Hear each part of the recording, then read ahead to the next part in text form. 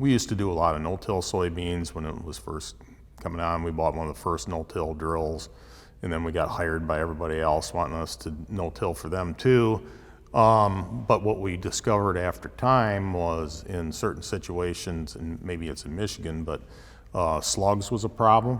And we found that the only way you can actually deal with a slug problem, well, there's actually two ways. One, you can spray Epsom salts an hour after daybreak or an hour before sunset.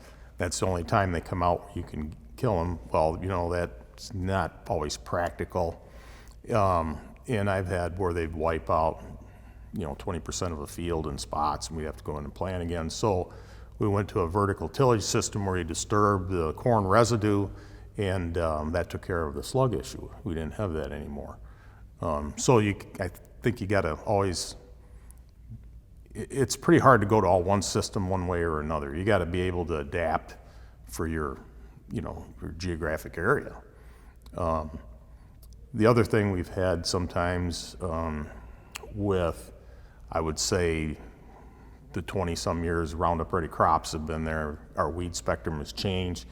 We end up with more winter annuals as our problem, and chickweed is probably our biggest one. It acts like a carpet. It ends up being a host for the cutworm moth to lay its eggs in the fall, and we have a cutworm problem in the spring anywhere where you'd have this mat of chickweed. So you either have to try to have a fall spray program to control it so it isn't there in the spring, because just spraying it and killing it in the spring, the cutworm's already there.